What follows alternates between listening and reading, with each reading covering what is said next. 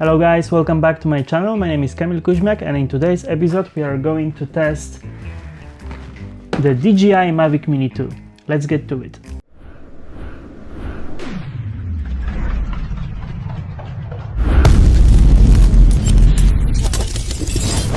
Okay guys, so first I will open the box and show you what's inside. And no, this is not a real unboxing video because I unboxed the drone a couple days ago and I checked everything. I also applied for my operator ID and I even had my first test flight when I was on holidays. So I will show you a little footage from that now.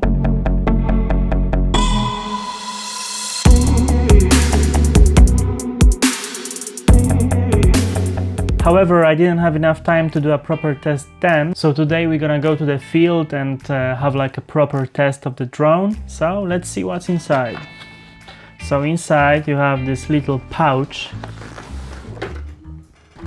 We have this little baggie inside, and to be honest, I really like it because it's very small, very compact. It looks very well made. It looks like it's waterproof as well, at least water resistant. I also think that it looks quite nice. You know, DJI products usually look quite aesthetically pleasing. All right, so let's just look inside of the baggie.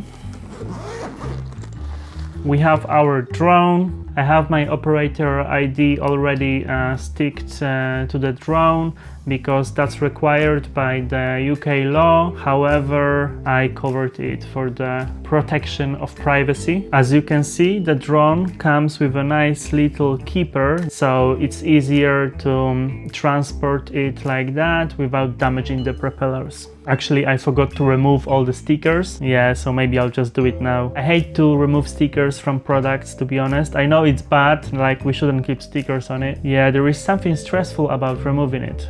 Yeah, let's just do it.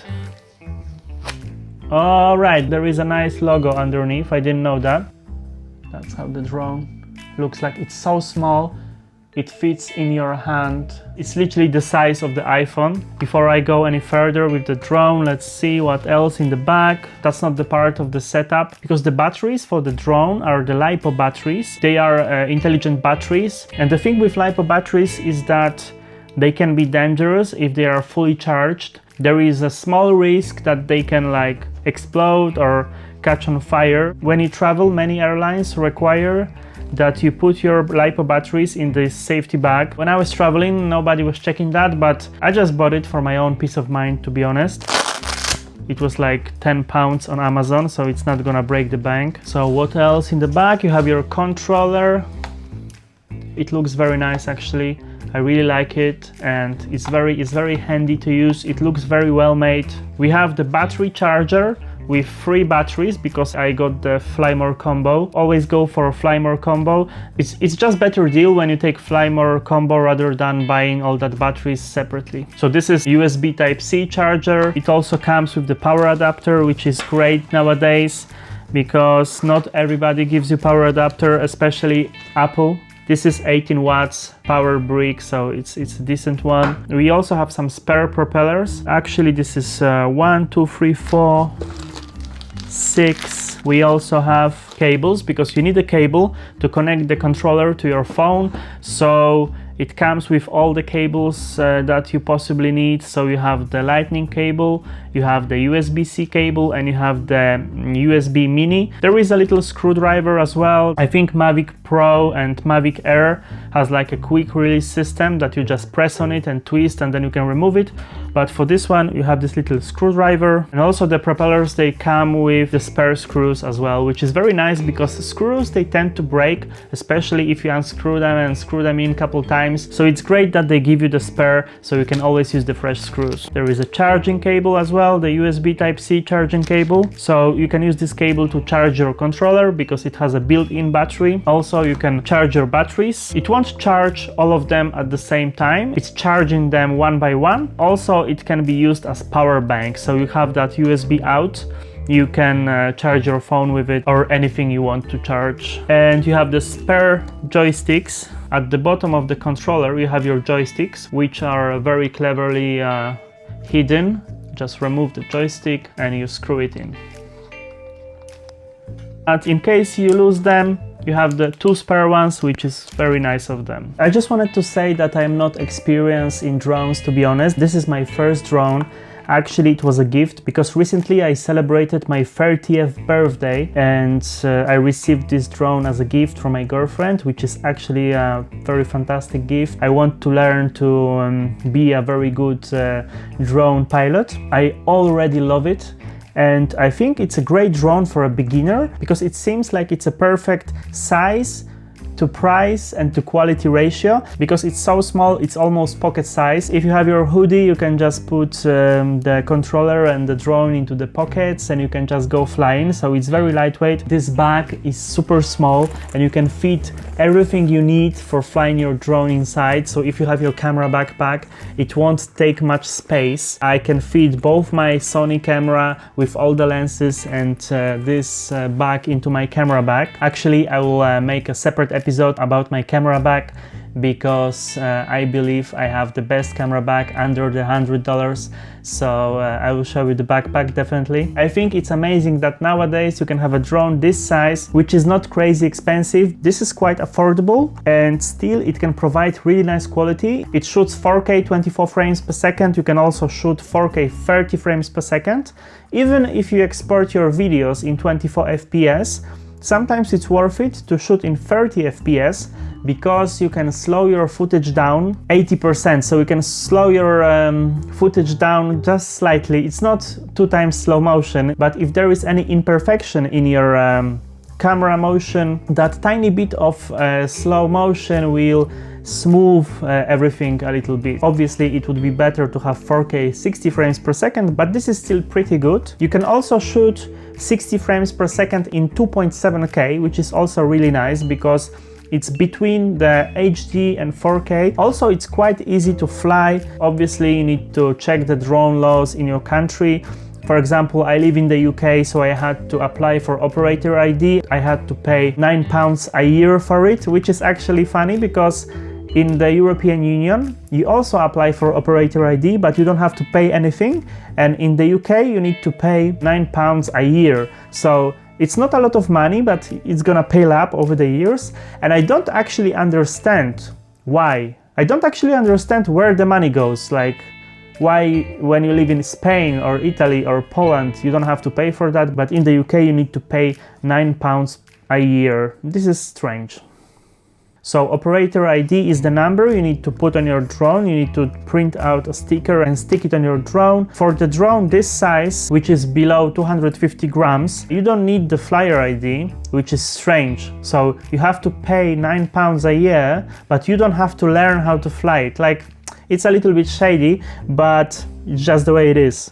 You need to obey. So basically, I also did the flyer ID and I recommend you to do that because by finishing this course, and it's quite easy, you know all the drone code and all the rules and regulations, and it's easier for you not to make any rookie mistake and you won't get in trouble. Registration process is pretty straightforward. If you live in the UK, I will add the link in the description. If you live in the European Union, you need to check. You need to find the website that lets you to register for flyer ID and operator ID in your country. If you live in States, to be honest, I don't know the drone law in States, so you need to Google that. I would also recommend, if you start flying one of those, to not do something very crazy at the very beginning. Like if it's your first flight, don't go and fly above water or above the sea, or don't go for like a crazy long flights away from you.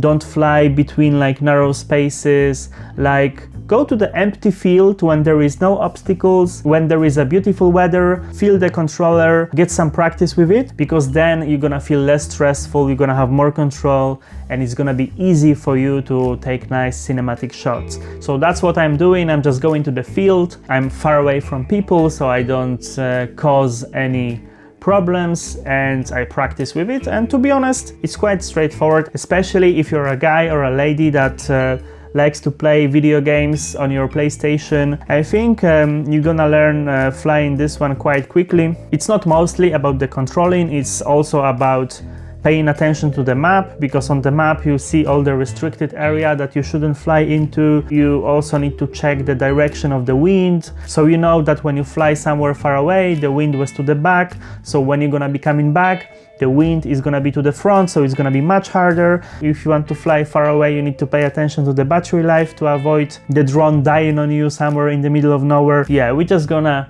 do a little field test today. Okay, now I'm gonna show you how to assemble the drone. Here at the back, you have the charging port. As I said before, this charger is not charging all of them at the same time. It is charging them one by one. So you can put one battery in the charger and plug it in. You can put another battery into the drone and plug the drone in, and then you can charge two batteries at the same time. Also, there is a micro SD card slot right here. I'm using the Samsung Evo Plus 128 gigabytes. I didn't have any problems with it so far. It works perfectly fine, so I can recommend. Also, there is the battery door, so you can open the battery door like that. You take one of the batteries. Just remember that connectors should be facing up. And that's it. You have the battery in your drone. You can remove the keeper that's keeping the propellers together. There is actually another stickers I didn't remove, but maybe I'll just keep them because they remind you which arms you should open first. I'm just gonna keep it to remind myself so I don't break my drone accidentally. So you just open the top ones like that, and then remember that the top ones open like that and the bottom ones like this, so you need to press downwards. And I almost made a mistake first. It's even written on the sticker, but I didn't read that, and I wanted to open it like this, the same way you open the first ones, and I almost broke the drone because I start to pull like that, and the drone is very delicate and very lightweight, so it's quite easy to break it if you like use too much force. But remember that the bottom ones you need to press down like that. Also, you need to remember about removing the gimbal cover. This is a cover that's protecting your gimbal from damage when you transport your drone. So you just need to pry on it here at the bottom, and then you can remove it. If you want to put it back, there is two little hooks here. You need to hook it, and then you can press it in. Always before flying, check if the propellers are in the good shape, because if they are like chipped or cracked, they can break in the mid-air, and that can be potentially quite dangerous, because if you lose it, the drone can have some unpredictable behavior. So make sure that the propellers are in perfect shape. If one of them looks a little bit sketchy, just replace it with the fresh one. Propeller is such a difficult word for me. In my native language is śmigło, which is easier for me to say. But yeah, my English pronunciation is getting better and better, or maybe it isn't. I have the ND filter on already. It's like sunglasses for your lens. The ND filters I have, they're from the Sunny Life company. I bought them on Amazon. They were quite cheap, I think like 20 pounds. And I have the ND4, ND8, NT16 and ND32, which is already on the camera. I think I need to buy ND64 as well, because sometimes it's so bright that ND32 it's not strong enough, and even if I have ISO 100, I need to crank my shutter speed slightly from 1/50th of the second to like 1/80th or maybe 1/100th of the second, which is breaking the shutter rule. As long as it's not like 1/500th of a second or 1,000th of a second, you should still have decent enough image, but obviously it would be better to put stronger ND filter and be able to keep the right shutter speed. So you have your filter, and there is little attachment that hooks on top of your lens. You power up the drone by pressing this button once, and then you long press it until all of the lights light up one by one, and then you can hear a noise. The gimbal start to work, and the drone it's waiting for the connection. Then you can take your controller with joysticks attached. Some people fly without joysticks because they say you can make like more smooth and cinematic and delicate motions. I use them, I just prefer to use them. Maybe I'll try next time not to use them. Here you have your smartphone holder, which also is serving as antenna for your controller, and there is the cable. On one of the connectors you have this little image of controller, so the one without any engraving is the one that goes into your phone, so you need to unplug it and pull the cable out like that. Okay, so you take your phone, you place it underneath the top mount just like that, and then you just push it in, plug the cable in, press the button once and then long press it. As you can see, it started to charge my phone. You unlock the phone, you start the DJI Fly app. It connected already because I have them paired, but normally you just choose your drone, you choose the Mavic Mini 2, and pretty much that's it. Before starting, you check if your drone is connected to many satellites. If it's only one, then your return to home point may not be well registered for the drone, so make sure that next to that satellite icon you can see like number like 20 or 18 or 22 satellites, then you know that your drone has a very good satellite connection. If your battery is dying or it lost the signal with the controller, it will come back to the same point, the home point that you started from. So remember to update the home point if you move far away from the beginning. If you start from one point and you go to the other side of the park, then you press this menu in the corner, go to the safety and you press update the home point. If you're gonna lose the signal, the drone gonna come back straight to you. You need to set the return to home altitude. This drone doesn't have sensors on the sides, only at the bottom, so it can crash into the tree or into a building. So basically, if the drone gonna lose connection, it's gonna go up to the return to home altitude, it's gonna go straight to the home point and it's going to land. The tricky part is that if your return to home altitude is gonna be like 10 meters, it will fly in a straight line. So if there is any obstacle, like a tree or a electrical pole or anything like that, it will just crash into it. I have mine set to 60 meters. It's above most of buildings and trees and stuff like that. You don't want the altitude to be set too high, like let's say to 120 meters, because it's very, very high. And usually the higher you are, the stronger the wind is. So if your battery is dying and you have a low signal and the drone is coming back home, it's gonna lose a lot of battery life flying up to 120 meters, then it's gonna travel across that high altitude with a strong wind. Sometimes the wind may be too strong. So I think 60 meters is like a happy medium. Obviously, if I were somewhere that there is an object that is taller than 60 meters, like some big building, I would just set the return to home altitude a little bit higher. Usually we fly in open plains, open spaces, so it's not usually the problem, but keep that in mind. What I would recommend to buy as well is the landing pad, because most of the times when you fly your drone, you don't have a good place to land it and to start from it, because this drone is quite low. As you can see, it has some legs to stand on, but it's quite low. This gimbal is literally a couple millimeters above the ground. So even if you have very short grass, it's gonna be touching your drone. And usually when you're flying somewhere in the morning, grass is wet and you know, the drone is not waterproof, so you don't want to place your drone on the wet grass. Also, the propeller is gonna touch the grass and it's gonna prevent you from starting. The other thing is, if there is a gravel and some small stones, you can break your propeller. Also, if there is sand and you fly up or you land, all that dust and sand can get inside of the motors and inside of the delicate gimbal mechanism and break it. So it's always good to start from the nice, even, clean surface. There is a very cheap solution. It's called the drone landing pad. So the one I have, it costs around £10 and you just open it like that. If there is a wind, you have these little plastic nails. You can put them through these little hoops and attach the landing pad to the ground, so the wind is not gonna blow it away. So I definitely recommend you to buy one of these, because I think that's a real game changer. In case you're wondering how to put it back, so basically the easiest way to fold it, you hold it from the both sides like that, you twist it like a number 8 and you twist it all the way and you have this little circle.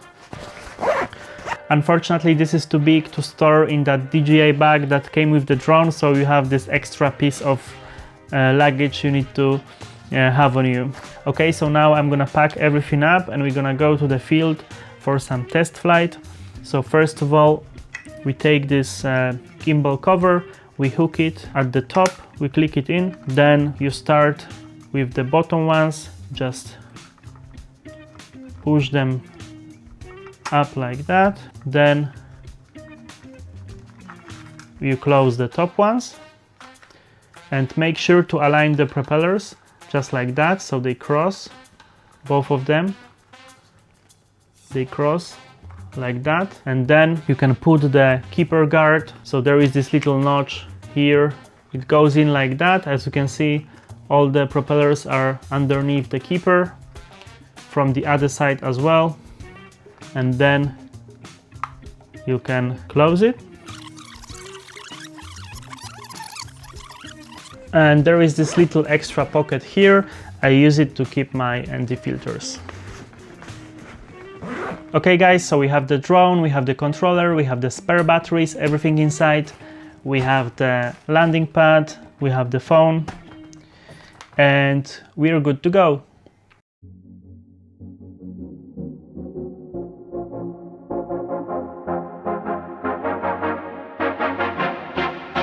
I think I found a perfect spot for testing the drone. I'm in the bushes right now because I'm sheltering myself from the wind, because I want you to have the decent audio. I'm a little bit nervous, but it should be fine. You know, Mavic Mini 2 is quite simple to use, so let's hope I'm not gonna crash it today.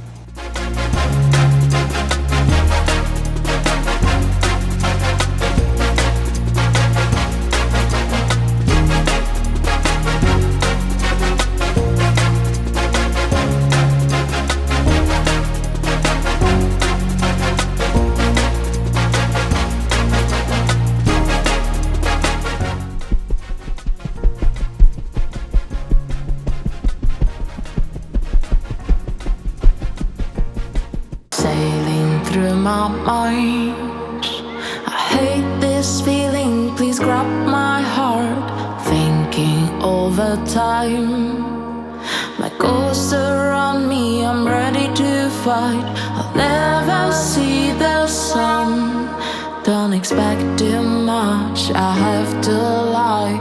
I'll never lose this part of me, it always comes back, I'm blown apart.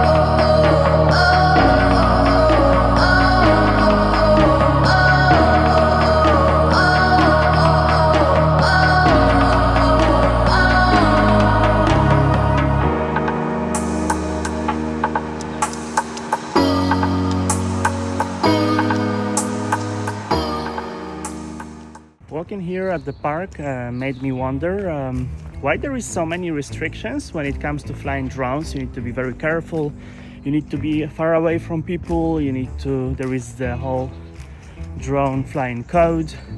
But on the other hand, there is loads of people in the park with big, scary, dangerous dogs without any leash, without any muzzle. Yeah, and I understand that you need to let the dog run, you know, he needs that.